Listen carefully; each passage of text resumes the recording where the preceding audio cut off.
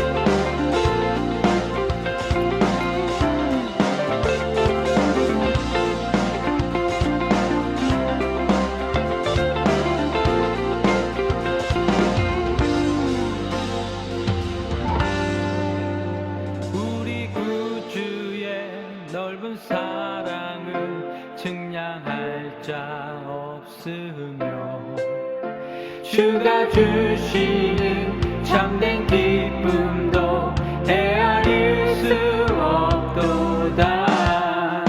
내가 매일 십자가 앞에 더 가까이 가오니 구세주의 흘린 보배 피로써 나를 젊게 하소서. 내가 매일 십자가 앞에 더 가까이 가오니 구세주의 흘린 보배 피로써 나를 젊게 하소서.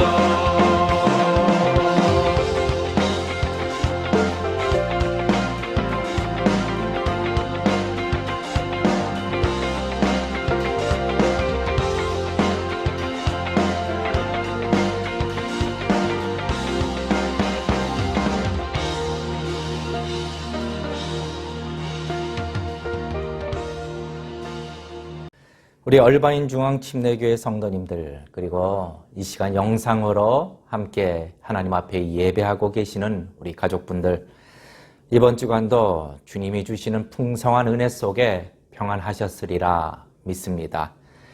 오늘 이 시간도 우리는 주님의 십자가 앞으로 나아갑니다. 이 시간 우리가 전심으로 드리는 예배 가운데 우리 찬양의 고백과 같이 우리 예수 그리스도께서 지신 그 십자가의 사랑과 능력과 은혜가 오늘 우리의 연약한 마음 가운데 큰 소망이 되고 위로가 되고 은혜가 되는 그런 복된 시간이 되시기를 기도합니다. 다 같이 우리 사도신경으로 우리의 믿음과 신앙을 함께 고백하겠습니다. 전능하사 천지를 만드신 하나님 아버지를 내가 믿사오며 그 외아들 우리 주 예수 그리스도를 믿사오니 이는 성령으로 잉태하사 동정녀 마리아에게 나시고 본디오 빌라도에게 권한을 받으사 십자가에 못 박혀 죽으시고 장사한 지 사흘 만에 죽은 자 가운데서 다시 살아나시며 하늘에 오르사 전능하신 하나님 우편에 앉아 계시다가 저리로서 산자와 죽은 자를 심판하러 오시리라. 성령을 믿사오며 거룩한 공회와 성도가 서로 교통하는 것과 죄를 사하여 주시는 것과 몸이 다시 사는 것과 영원히 사는 것을 믿사옵나이다. 아멘. 오늘 이 시간 하나님께서 우리에게 주시는 말씀입니다. 오늘 히브리서 말씀 5장, 히브리서 5장 1절부터 4절까지 말씀 되겠습니다. 제가 봉독하는 가운데 여러분들도 자막으로 함께 가정해서 합독해 주시기 바랍니다. 히브리서 5장 1절부터 4절 시작. 대제사장마다 사람 가운데서 취한 자이므로 하나님께 속한 일에 사람을 위하여 예물과 속죄하는 제사를 드리게 하나니 저가 무식하고 미혹한 자를 능히 용납할 수 있는 것은 자기도 연약에 쌓여 있음이니라. 이러므로 백성을 위하여 속죄제를 드림과 같이 또한 자기를 위하여 드리는 것이 마땅하니라. 이 존귀는 아무나 스스로 취하지 못하고 오직 아론과 같이 하나님의 부르심을 입은 자라야 할 것이니라. 아멘. 잠시 기도하겠습니다. 하나님 아버지, 참으로 우리 성도들 어려운 시기를 지나가고 있습니다. 그러나 오직 주의 말씀만이 우리의 의지가 되고 소망이 됩니다. 이 시간 주의 말씀 받기에 우리의 마음을 겸허하게 하여 주시고 또한 말씀에 갈급한 심령 되게 하여 주시고 주시는 말씀마다 하나님의 말씀으로 믿음으로 받는 그런 풍성한 은혜가 있게 하여 주시옵소서. 예수님의 이름으로 간절히 기도드리옵나이다. 아멘.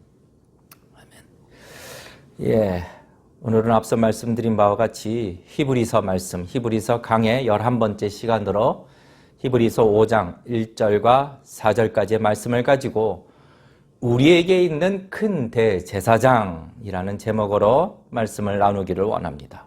자, 이제 오늘 드디어 히브리서 5장으로 들어가게 됩니다. 히브리서 5장.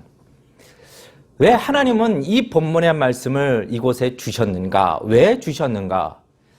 이 흐름상 이 말씀을 또 잘 이해하기 위해서는 우리가 그 말씀의 흐름들을 잘 되짚어 그 배경을 이해할 필요가 있습니다.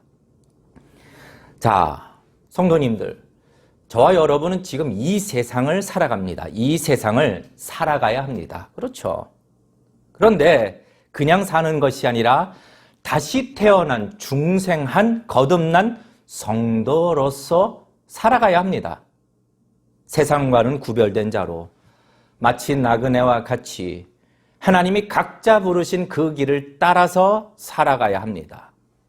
그리고 그 길이란 순례자의 길 혹은 좁은 길이라고 하지만 하나님이 이끄시는 그 길이 변치 않으시는 약속과 같이 분명히 영광의 길이 되며 생명의 길이 되는 것입니다. 자, 그런데 비록 나그네의 삶, 순례자의 삶 이렇다 할지라도 성도는 이 길을 평강 가운데 그리고 능히 이기는 자로서 살아갈 수 있다는 것이죠. 자, 그 이유는 첫째는 이미 이 세상을 이기신 주님께서 저와 여러분의 주님이 되시기 때문입니다. 요한복음 16장 33절 말씀, 이것을 너희에게 이름은 너희로 내 안에서 평안을 누리게 하려 함이라. 세상에서는 너희가 환난을 당하나 담대하라. 내가 세상을 이기었노라 하시니라. 또 둘째로는 하나님께서 이기는 자로서 성도가 이 땅을 살아갈 수 있도록 그 방법을 가르쳐 주셨기 때문입니다. 그것은 믿음으로 사는 것이죠. 믿음으로 사는 것. 마가복음 9장 23절 말씀, 예수께서 이르시되 할 수 있거든이 무슨 말이냐? 믿는 자에게는 능치 못할 일이 없느니라 하시니, 능치 못할 일, 이런 것은 바로 하나님이 뜻하시는 일을 말하고 있는 거죠. 그러니까 믿음으로 사는 자들은 하나님이 뜻하시는 일을 능히 살아갈 수 있다라고 말씀하고 있는 것입니다. 그럼 무엇을 믿는가? 무엇을 믿는가? 바로 하나님이 우리 성도에게 주신 이 말씀과 언약을 믿음으로 사는 것이고, 또 이 말씀이 증거하시는, 이 말씀이 증거하고 계시는 살아계신 하나님의 아들이시며 완전한 인간으로 이 땅에 오셨으며 말씀대로 죽으시고 성경대로 부활하셨으며 또한 성경대로 지금도 이 땅을 다스리고 계시는 우리의 구주 되시는 예수 그리스도를 믿음으로 사는 것입니다. 그럴 때에 우리는, 성도는 비록 이 세상을 살아가지만 이 세상에서도 이기는 자로서 어떤 문제 속에서도 두려움을 이기고 평강 가운데 주를 기뻐하며 살아갈 수 있는 것이죠. 우리 모든 성도님들, 이 진리의 말씀을 의심치 마시고 믿음으로 받는 자가 되시기를 주님의 이름으로 축원합니다.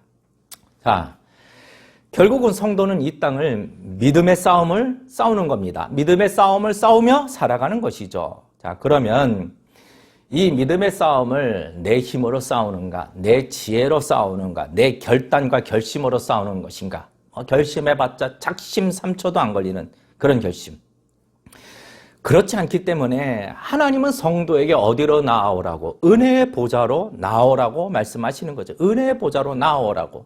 우리의 믿음을 위하여 때를 따라 도우시는 그 은혜를 위하여, 은혜를 얻기 위하여 성도는 하나님께 언제든지 나아갈 수 있는 것입니다. 그것이 성도의 기도죠. 성도의 기도.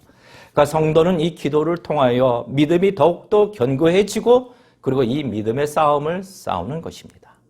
자, 그런데 여기서 아주 중요한 것이 있는데, 어떻게 해서 이렇게 됐느냐? 어떻게 해서? 우리가 어떻게 해서 은혜의 보좌로 나아갈 수 있는가?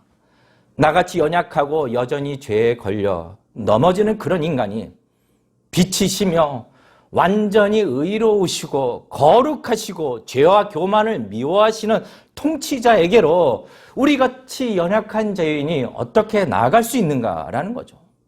아담마저도 하나님 앞에 불순종함으로 이 세상에 사망이라는 결과가 들어오게 되었고, 하나님이 창조하신 에덴에서 쫓겨났는데 하물며 나 같은 죄인이, 나같이 죄로 얼룩진 사람이 어떻게 하나님의 보좌 앞으로 나아갈 수 있게 되는가? 자, 이 문제에 대해서 하나님은 당신의 끝없는 긍휼함을 가지고 이 문제를 해결해 주신 것이죠. 바로 영원하신 큰 대제사장 예수 그리스도를 보내어 주신 것입니다. 우리 히브리서 4장에 기록된 바와 같이.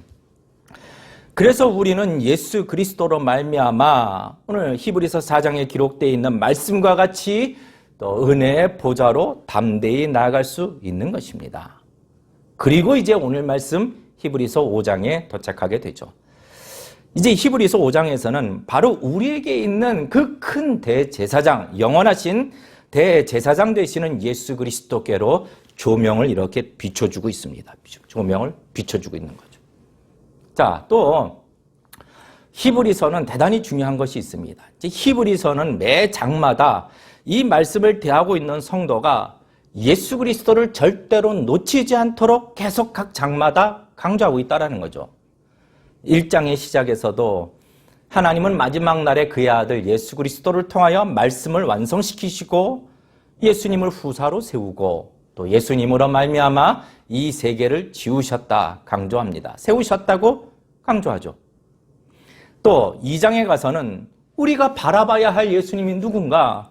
그분은 자기 백성을 위하여 낮아지셨고 자기 백성을 위하여 죽음의 고난도 받으셨고 그리고 자기 백성을 위하여 부활하셔서 영광과 존귀로 관을 쓰시고 일하고 계시는 예수님을 바라보라 라고 증거하고 있습니다.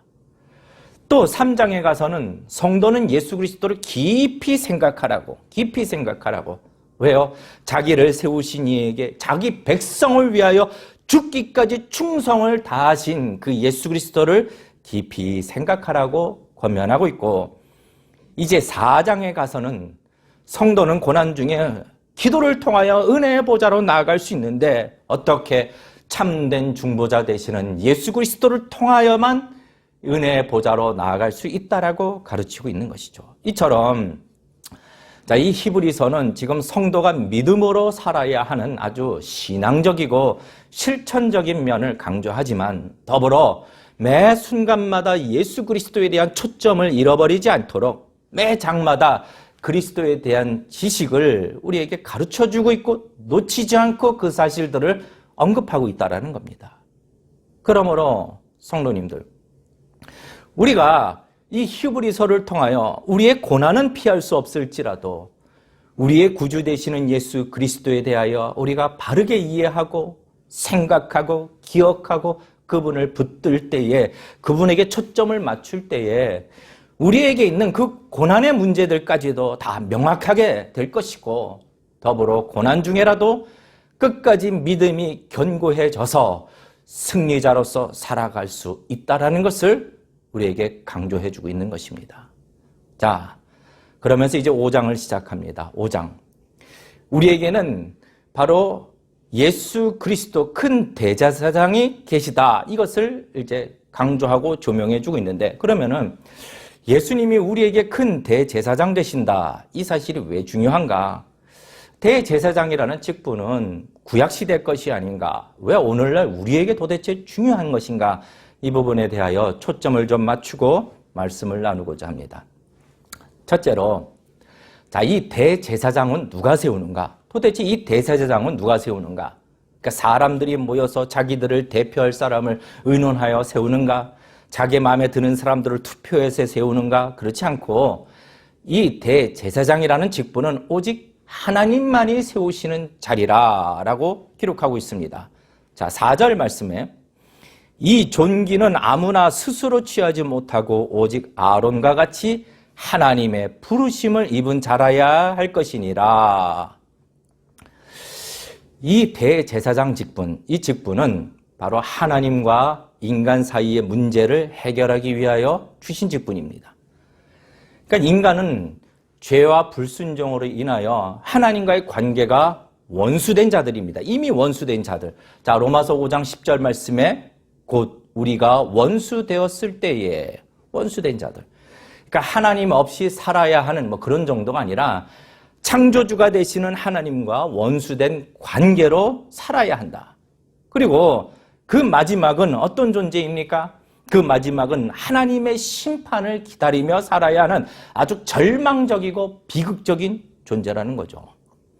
그런데 하나님께서 당신의 사랑으로 이 문제를 해결해 주십니다. 은혜를 주시는 거죠. 그러니까 받을 자격이 없는 자에게 하나님께서 당신과 함께 할 수 있고 하나님과의 관계가 다시 회복될 수 있는 그런 은혜, 그런 선물을 우리에게 열어주신 것이죠. 어떻게 해요? 그러니까 대제사장직을 세운 겁니다. 대제사장. 그러니까 하나님과 인간 사이의 그 관계의 회복을 위하여, 원수되었던 그 관계를 회복시키기 위하여 이 죄의 문제를 해결하도록 하나님은 대제사장을 하나님이 세우신 것입니다. 그러니까 하나님의 법칙은 오직 이 대제사장을 세우시는 것만이 이미 죄로 부패한 모든 사람들이 죄를 미워하고 궁극적으로 죄를 심판하시는 하나님과 다시 화목하게 될 수 있는 유일한 시스템, 유일한 길이 되는 것이죠. 이 길을 하나님이 열어주신 겁니다. 하나님이 열어주신 것. 게다가 이 일은 당신 하나님을 위하여 열어주신 것이 아니라 사람을 위하여 열어주신 것이다 라고 기록하고 있죠. 1절 말씀에. 1절 말씀 보시면은 뭐라고 되어 있는가? 1절 말씀. 대제사장마다 사람 가운데서 취한 자이므로 하나님께 속한 일을 사람을 위하여 예물과 속지 않은 제사를 드리게 하느니, 그러니까 사람을 위하여 세우셨다라는 겁니다. 사람을 위하여. 자, 그러면은 하나님께서 오직 사람을 위하여 이 대사장직을 하나님이 세우시는 직분인데, 하나님이 세우셨는데, 그러면 하나님은 두 번째로 누구를 세우시는가? 누구를 부르시는가?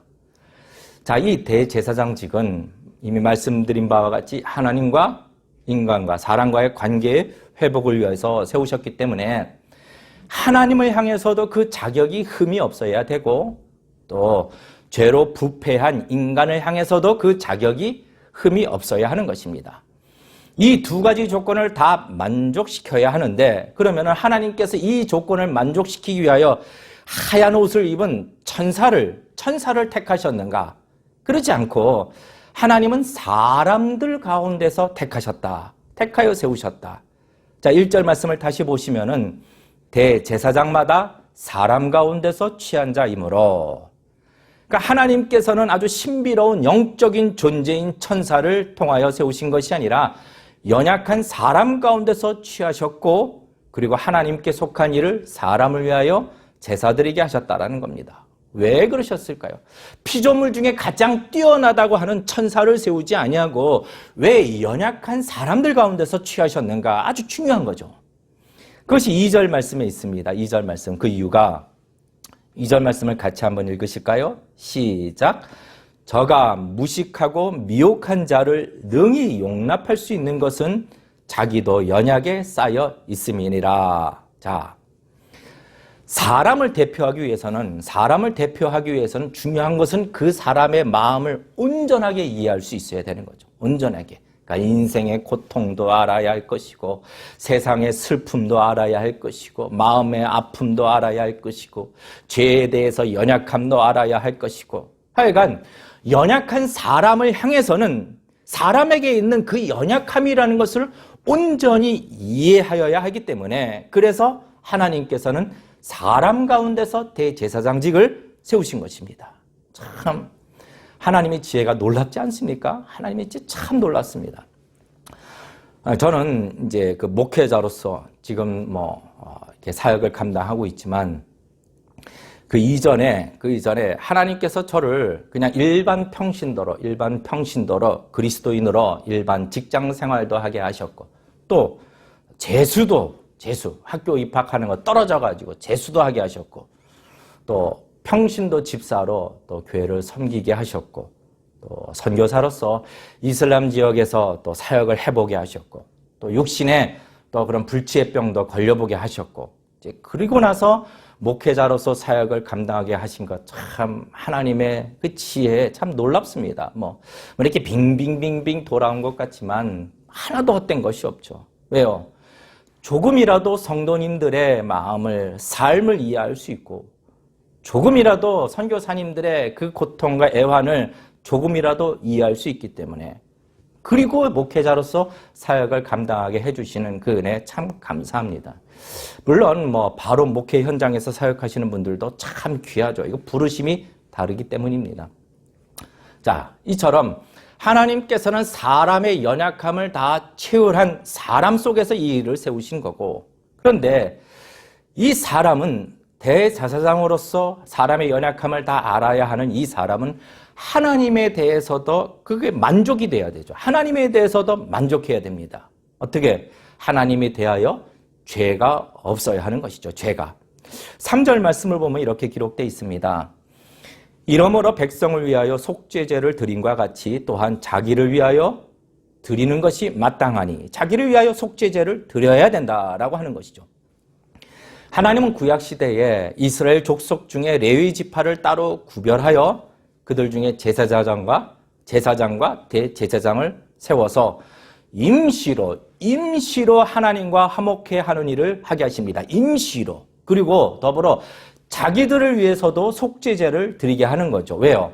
본인들도 연약할 뿐만 아니라 죄가 있기 때문에 지금 이 구약시대에 있었던 이 레위 지파 가운데 따로 뽑아 세웠던 제사장과 대제사장들은 자기들이 연약함 뿐만 아니라 죄가 있기 때문에 하나님을 완전하게 만족시킬 수 없는 것입니다. 그래서 임시로 이 일을 감당하게 하는 것이죠. 그런데 이제 하나님께서는 영원한 대제사장을 세우십니다. 영원한 대제사장. 히브리서 4장 15절 말씀입니다. 우리에게 있는 대제사장은 우리 연약함을 채울하지 아니하는 자가 아니요 모든 일에 우리와 한결같이 시험을 받은 자로되 죄는 없으시니라. 그러니까 우리 예수님은 완벽하게 대제사장으로서 우리의 연약함을 다 채울하셨을 뿐만 아니라 더불어 죄가 없으신 분으로 이제는 하나님을 향해서도 그 조건을 완전히 만족시키시기 때문에, 그래서 하나님은 이제 임시가 아니라 완전하게 단 한 번으로 영원한 제사를 예수 그리스도를 통해서 이루시는 것이죠. 그래서 성경은 예수님의 속죄 사역을 단번의 사역, 그러니까 once for all, 한 번으로 모든 것을 다 만족시키시는 사역이라고 강조하는 것이죠. 로마서 6장 10절 말씀에 그의 죽으심은 죄에 대하여 단번에 죽으심이요. 또 히브리서 7장 27절에도 저 대사장들이 먼저 자기 죄를 위하고 다음에 백성의 죄를 위하여 날마다 제사 드리는 것 같이 할 필요가 없으니 이는 저가 단번에 자기를 드려 이루셨음이니라. 단번에 단 한 번으로 영원하고도 충분한 제사를 이루신 것이죠. 왜요? 하나님의 뜻을 완전히 만족시키시는 분이시기 때문에.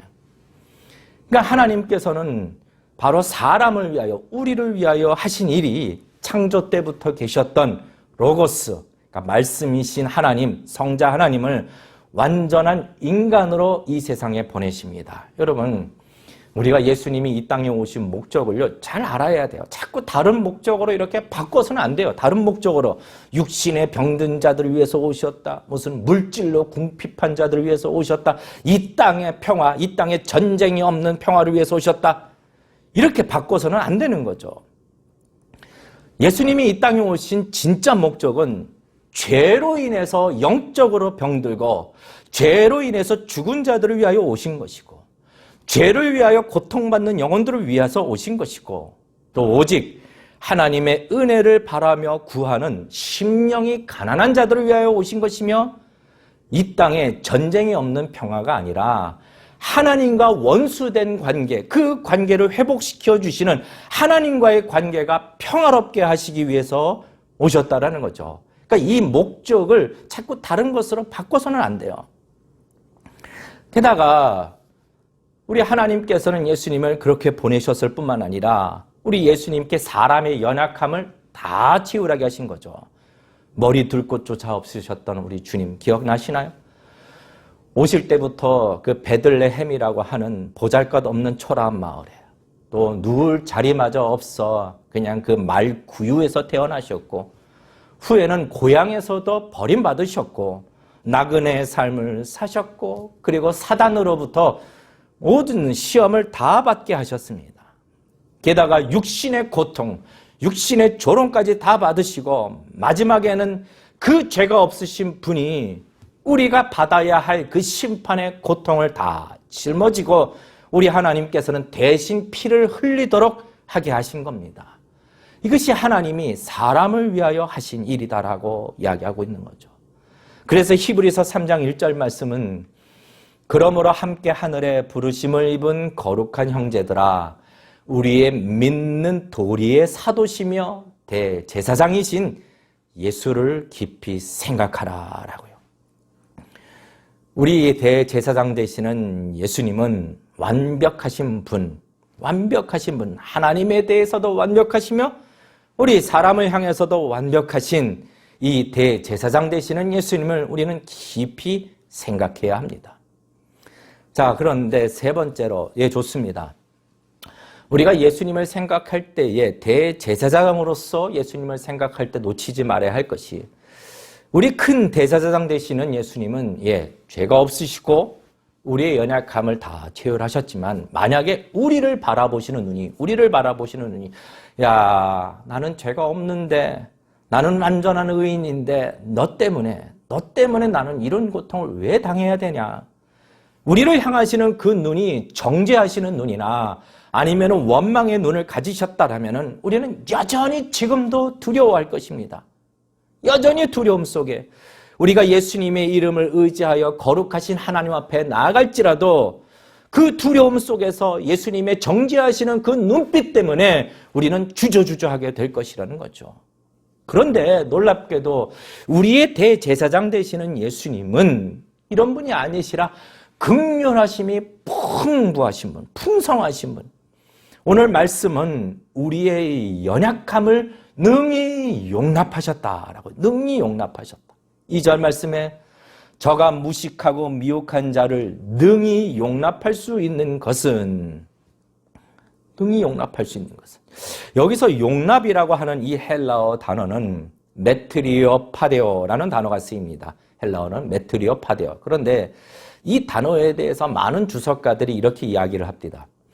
이 단어는 바로 여기에 쓰일 수 있는 가장 적절한 단어다. 그런데 번역하는 데 있어서 아주 어려운 단어 중에 하나다라고 말을 합니다. 이 용납이라고 하는 메트리오 파데오는 사랑으로 끌어안아요. 사랑으로 끌어안지만 더불어 그냥 방종과 방임으로 그냥 다 오냐 좋다 이렇게 내어버려 두는 그런 책임 없는 사랑이 아니라 책임지는 사랑, 책임 있는 사랑을 의미하는 단어다라고 이야기합니다. 예수님은 우리의 연약함을 능히 용납하셨습니다. 능히. 게다가 누가복음 23장 34절 말씀에 이에 예수께서 가라사대 아버지여 저희를 사하여 주시옵소서 자기의 하는 것을 알지 못함이니이다 하시더라. 지금 무슨 기도입니까? 그분은 지금 십자가 위에서 피 흘리시고 살이 찢기는 그런 고통 중에서 하나님 앞에 이렇게 기도하고 있는 겁니다. 아버지여 저희를 사하여 주시옵소서 자기의 하는 것을 알지 못하니이다. 여러분, 이렇게까지 우리의 연약함, 우리의 연약함을 용납하여 주시고 불쌍히 여겨주실 뿐만 아니라 책임져 주시는 그 긍휼하심이 많으신 분이라는 거죠. 우리는 지금도 여전히 실수가 많고 지금도 여전히 어리석고 지금도 여전히 두려워하며 때로는 불평이 많은 우리를 위하여 우리 주님께서는 여전히 신원하여 주시고 실패가 없는 그 위대한 기도로서 우리의 온전한 구원을 위하여 간구하고 계시는 큰 대제사장 되시는 예수 그리스도를 우리는 기억하여야 하는 것이죠. 히브리서 7장 25절 말씀에 그러므로 자기를 힘입어 하나님께 나아가는 자들을 온전히 구원하실 수 있으니 이는 그가 항상 살아서 저희를 위하여 간구하심이니라. 그러므로 그렇기 때문에 우리가 예수 그리스도 안에서 예수 그리스도를 믿음으로 얻은 이 구원은 절대로 실패할 수 없으며 더불어 절대로 빼앗기지 않는 것입니다. 마지막으로 그러면은 자, 우리 대제사장 되시는 예수님의 그 긍휼하심으로 도대체 무엇을 용납하셨는지, 어떤 연약함을 용납하셨는지, 어떤 종류의 죄인들을 다루고 계시는지 우리 마지막으로 살펴보기를 원합니다. 성도님들, 누가 하나님 앞에 나아가기 위해 어떤 사람이 대제사장에게 찾아올까요? 자기를 높이 평가해. 내가 의롭다고 생각하고 내가 남보다 좀 더 낫다고 생각하는 사람들은 제사장을 찾지 않습니다. 반대로 나의 죄를 인식하고 나의 연약함을 알고 죄사함의 은총을 간구하는 자들, 더불어 하나님 앞에 은혜를 구하는 자들이 대제사장에게 나오는 것이죠. 그러면은 우리의 대제사장 되시는 예수 그리스도께서는 도대체 어떤 이들까지 그렇게 받아주시는가? 2절 말씀을 다시 한번 보길 원하는데 2절 말씀. 저가 무식하고 미혹한 자를 능히 용납할 수 있다라고 합니다. 그러니까 첫째로 무식한 자들을 용납하는 거죠. 무식한 자, 아주 무식해. 무지한 자, ignorant, 무지한 자. 자, 우리 대제사장 되시는 예수님께서는 이 무지한 자를 용납하시는 분인데 여러분 뭐에 대해서 무지한가요? 아무리 세상의 철학과 문학과 지식이 박사, 석학, 박사 할아버지가 되어도 그러나 자기 죄에 대해서는 무지해. 죄의 결과에 대해서도 무지해. 영원한 심판에 대해서도 무지해. 그리고 자기 인생의 종착점이 그냥 육신의 죽음이 아니라 영원히 꺼지지 않는 불꽃둥이가 기다리고 있다라는 것. 이 형벌이 있다라는 것에 대해서도 무지한 거죠. 더불어 온 우주의 통치자가 되시고 심판자가 되시는 하나님에 대해서도 무지한 겁니다. 그리고 그의 아들 예수 그리스도에 대해서도 무지하고 그 아들을 통하여 주신 구원과 복음에 대해서도 무지한 것이죠. 여러분, 이 세상에서 누가 가장 바본가요? 누가 가장 어리석은 자인가요? IQ가 3자리인데 그 안에 가운데 소수점 하나 딱 찍힌 사람이 바본가? 여러분, 시편 53편 1절 말씀 보면은 어리석은 자는 그 마음에 이르기를 하나님이 없다 하도다. 하나님이 없다 하도다. 하나님이 없다라고 말하는 이런 무지한 자들이 가장 어리석은 자라. 때로는 성도인 우리조차도 하나님에 대한 지식이 부족합니다. 나는 하나님에 다 알아? 여러분, 절대로 그런 말씀하지 마십시오. 우리는 하나님에 대한 지식이 여전히 부족해요. 우리는 측량할 수 없는 그 하나님에 대하여 다 알 수도 없습니다. 그 누가 하나님의 영광과 하나님의 거룩하심과 하나님의 위대하심에 대해서 온전하게 다 설명할 수 있을까요? 누가 그분의 측량할 수 없는 그 사랑에 대하여 다 아는 것처럼 말할 수 있을까요? 여러분, 때로는 하나님께서 이렇게 말씀으로 기록하여 주신 생명의 지식을 거부하기도 합니다. 이 말씀이 생명의 말씀이라고, 이 말씀이 심판자이시고 통치자이신 하나님의 살아계신 말씀이라고 아무리 증거해도 말씀에 대하여 무지를 사모하고 이 말씀 알기를 거부하는 것이죠. 몇 년 전에 제가 잠시 미국에 들어왔을 때에 그때 한 한국분, 점잖은 한국분 남자분을 만나서 대화를 나누다가 복음을 나누게 됐어요. 복음. 그런데 그 점잖은 남자분이 이렇게 점잖게 얘기하시더군요. 냅둬요. 그냥 저는 저 친구들이 지옥에 많으니 지옥 가서 놀면 되죠 뭐. 여러분, 정말로 이 지옥의 불심판에 대해서 안다면은, 이 고통을 안다면은 이런 말이 농담처럼 나올까요? 여러분, 인간은요, 사람은 무지로 망하는 겁니다. 무지. 내 백성이 지식이 없으므로 망하는도다. 아무리 나중에 돌이키고 후회하고 이를 갈고 울어도 소용이 없는 것입니다. 저 같으면 이런 사람들 그냥 내버려 두고 싶어요. 얼마나 어리석은지 내버려 두고 싶어요. 그냥 나중에 불타는 구덩이에서 자기가 말했던 그 새치의 혀로 말했던 그냥 자신을 돌아보며 그냥 영원히 후회하도록 놔두고 싶지만, 그러나 우리의 대제사장 되시는 예수님은 이런 무지를 내어버려 두시는가? 아니죠. 능히 용납하시는 것, 방임이 아니라 책임져 주시는 분. 무지한 우리를 포기하지 않으시고 무지한 우리의 마음에 그런 강팍함, 마음도 꺾으시고 그리하여 이 무지에서 벗어나게 해주시는 분이시죠. 마치 사도 바울이 예수 그리스도를 만나기 전에 다메섹 도상으로 다메섹 각 도처에 있는 그리스도인들을 죽이고 그들을 핍박하기 위하여 가던 중에 우리 예수님은 직접 사울을 불러서 땅에 엎드러져 들으며 소리써 가로되 사울아 사울아 네가 어찌하여 나를 핍박하느냐 하시거늘 대답하여 주여 니시오니까 가라사대 나는 내가 핍박하는 예수라. 이렇게 사울의 무지함까지 용납하시며 그의 강팍한 마음을 꺾으시고 당신이 누구이신지 가르쳐 주신 것처럼 우리 주님께서는 지금도 무지한 자들을 찾으시고 그들을 용납하시고 진리와 생명을 깨닫게 해주신 분, 그렇게 해서 저와 여러분을 찾으신 분이시라는 겁니다. 그러니 우리는 이 무지함을 버리고 더 주님을 알아가야 되지 않을까요? 우리는 이 말씀에 대한 무지함을 벗어서 이 생명의 말씀에 대한 지식에 더 알아가야 되지 않을까요? 이러한 무지에서 벗어나도록 우리 주님은 우리 마음에 성령님을 주셨다. 이것을 잊지 마시기를 주님의 이름으로 축원합니다. 자, 또 두 번째로 무엇을 용납하셨는가? 무지를 용납하셨을 뿐만 아니라 두 번째, 미혹한 자를 능히 용납하셨다. 미혹한 자. 자, 한국어 번역은 이렇게 미혹한 자라고 표현되어 있지만 그 언어를 보게 되면은 이 미혹한 자라는 뜻보다는 길에서 벗어난 자, 가야 할 길에서 벗어난 자. 그러니까 하나님이 가르쳐 주신 하나님의 길에서 벗어난 자들을 의미하는 겁니다. 자, 이사야서 53장 6절 말씀에 우리는 다 양 같아서 그릇 행하여 각기 제 길로 갔거늘 길에서 벗어났다.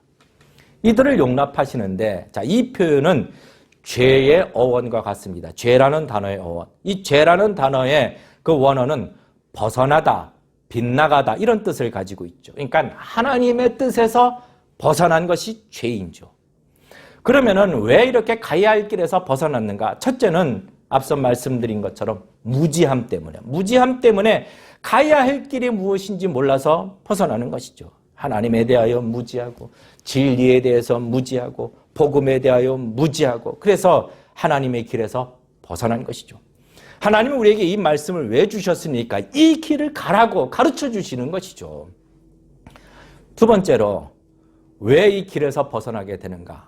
이것은 미혹되기 때문에, 거짓된 것에 미혹되기 때문에, 그러니까 거짓된 선생들에 의한 거짓된 가르침, 세상의 철학과 세계관들 이런 것들로 벗어나게 되는 거. 왜요?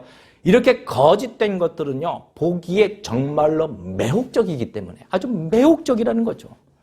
창세기 3장 6절 말씀에 여자가 그 나무를 본즉 먹음직도 하고 보암직도 하고 지혜롭게 할 만큼 탐스럽기도 한 나무인지라. 그러니까 이 뱀, 사단의 거짓말에 속아 선악과를 본즉 너무나도 매혹적이라는 거죠. 신앙생활 잘 하다가 왜 이단 같은 데 빠지냐고요? 왜요? 이것은 미혹당하는 거예요. 영적인 일로 미혹당하는 것. 기성교회가 부패했다고 비판하는 것이 매우 매혹적이에요. 성경을 이제 이전 것은 아니고 지금 새롭게 해석했다. 이런 말이 너무 매혹적이고 하나님의 사랑은 그 자체, 하나님은 그 자체가 사랑이시라 절대로 하나님은 심판하지 않으신다. 이런 말이 아주 매혹적으로 들리는 거죠. 내가 재림 예수다 이 말이 매혹적이고 내가 신처럼 될 수 있다 이런 말이 매혹적인 것. 그래서 길에서 벗어나게 되는 것이죠. 또 셋째로 왜 길에서 벗어나는가? 때로는 신앙생활 잘 하다가 뒷걸음치다가 벗어나는 거죠. 뒷걸음치다가 또 죄에 걸려서 넘어져 또 한순간에 타락해서 그 길에서 벗어날 수 있습니다. 그러면은 우리 대제사장 되시는 예수님은 그것으로 끝인가? 그냥 그것으로 내어버려 두시는가? 아니요. 이 모든 일에 대하여 능히 용납하신다. 마치 탕자가 돌아왔을 때에 다시 돌아온 그 아들을 향하여 두 팔을 벌리고 기뻐하며 춤추셨던 그 아버지처럼 예레미야 3장 22절 말씀에 배역한 자식들아 돌아오라 내가 너희의 배역함을 고치리라 보소서 우리가 주께 왔사오니 주는 우리 하나님 여호와심이니이다 라는 것처럼 능히 용납하시는 겁니다. 돌아오는 자들을 용납하시는 겁니다. 성도님들, 우리 나는 다 하나님을 안다고 그렇게 말하지 마십시오. 또 나는 절대로 하나님의 길에서 벗어나지 않을 것이다 이렇게 단언하지 마십시오. 아마 나 자신에 대해서 금방 실망하게 될 것입니다. 그러나 하지만 여전히 나는 하나님의 긍휼하심이 필요하다고, 여전히 나는 주님의 은혜가 필요하다고 그렇게 말씀하십시오. 여러분, 긍휼함을 구하며 은혜의 보좌로 나오는 자들마다 우리 주님은 버리지 아니하시고 능히 용납하시는 대제사장으로서 때를 따라 도우시는 그 풍성한 은혜로서 우리를 도와주실 것입니다. 이것을 믿는 자가 되십시오. 이제 말씀을 맺습니다. 성도님들, 이 히브리서에 기록되어 있는 하나님의 말씀들은 우리 성도에게 이 세상을 믿음으로 살아가라고 말씀하십니다. 하나님은 우리에게 언제나 성공적인 삶을 살라 이렇게 말씀하지 아니하시고 믿음으로 살아가라고 말씀하시는 겁니다. 하나님은 우리의 연약함을 다 아시는 분이십니다. 그래서 때를 따라 도우시는 은혜의 보좌로 초청하고 계시는 것이죠. 우리는 아직도 여전히 우리의 연약함으로, 우리의 무지함으로, 더불어 때로는 하나님의 뜻에서 벗어난 삶을 살아가는 어리석은 자들입니다. 때로는 우리는 믿음이 약해질 때가 있습니다. 마치 풍랑 속에서 걸어오시던 예수님을 바라보다가 문제인 그 풍랑을 바라보고 파도에 빠졌던 베드로처럼 여전히 문제라고 하는 그 파도 속에서 허우적거리는 연약한 사람이기도 합니다.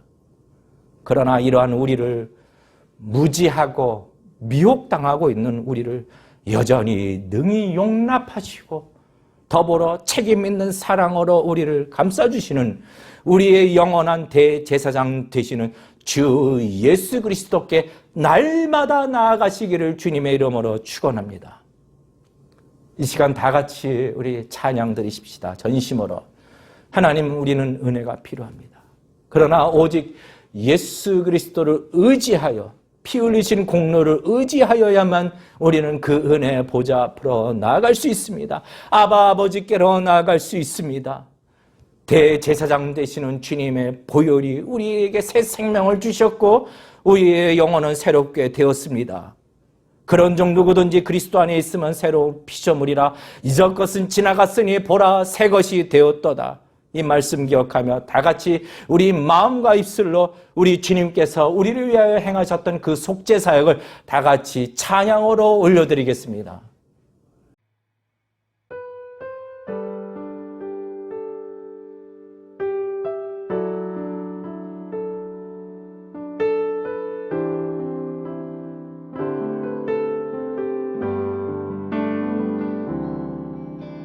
보혈을 지나 하나님 품으로 보혈을 지나 아버지 품으로 보혈을 지나 하나님 품으로 한 걸음씩 나가네.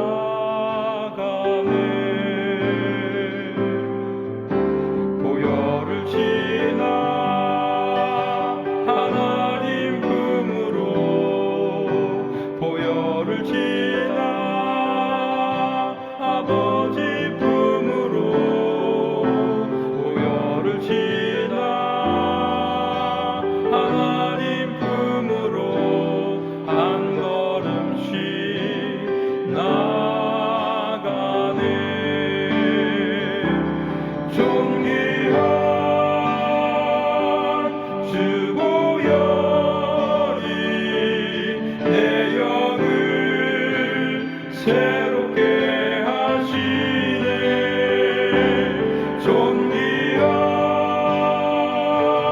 주 보혈이 내 영을 새롭게 하네. 존귀한 주 보혈이 내 영을 새롭게 하시네. 존귀한 주 보혈이 내 영을 새롭게 하네.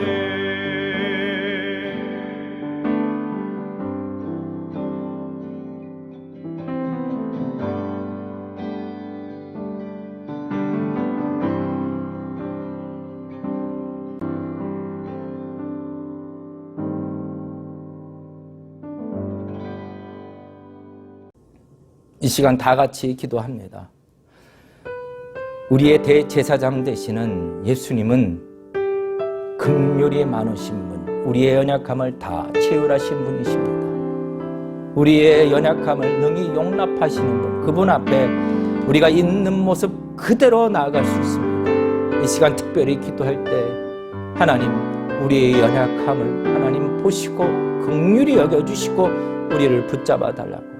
이번 주간 우리가 살아갈 때에 우리의 시선이 우리에게 있는 대제사장 예수 그리스도를 향하여 고정시켜달라고, 특별히 하나님 아버지 우리 자녀들을 위해서도 기도할 때에 우리 자녀들의 인생도 붙잡아 주시고, 하나님 무질서한 세상 속에서 살아간다 할지라도 빛의 자녀로서 우리 자녀들의 대제사장 되시는 예수 그리스도를 붙들고 살아가게 해달라고 이 시간 기도하시고, 더불어 이 돌바인 도시를 위해서도 기도해 주시고, 미국 땅을 위해서, 한국 땅을 위해서도 기도해 주시고, 마지막으로 우리 얼바인 중앙침례교회 주의 말씀이 풍성한 교회가 되게 하여 주시고 말씀이 견고하게 서가는데 크게 쓰임받는 교회가 되게 해달라고 이 시간 다 같이 함께 한 목소리로 각 가정에서 기도하시겠습니다.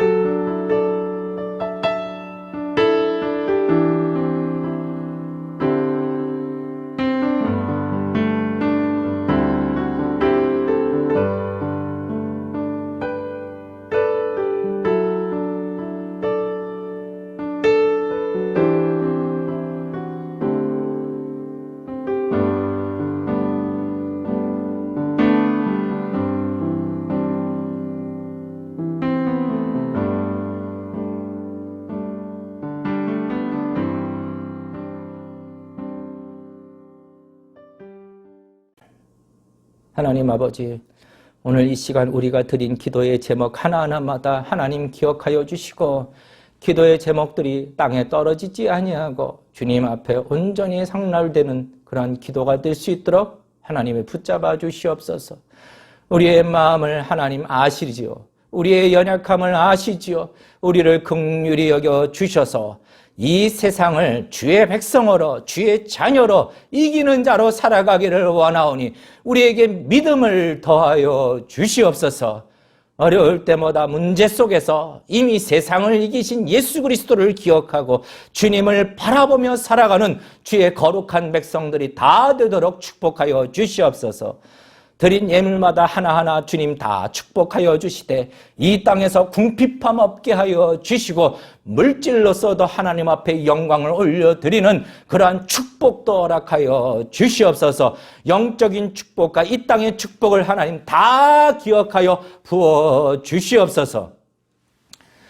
이제는 우리 주 예수 그리스도의 은혜와 하나님 아버지의 극진하신 사랑하심과 성령님의 감동감화 역사 충만하여 주심이 오늘 이 말씀을 다시 한번 마음에 새기며 오직 우리의 구주 되시는 예수 그리스도를 바라보며 살아가기를 원하는 주의 성도들, 예수님께서 우리를 위하여 피 흘려 죽으신 그 사랑에 감동하며 날마다 하루라도 기쁨으로 살아가기를 원하는 주의 성도들, 그리고 이 나라와 흩어진 교회에 지금으로부터 영원토록 함께 하시기를 간절히 축원하옵나이다.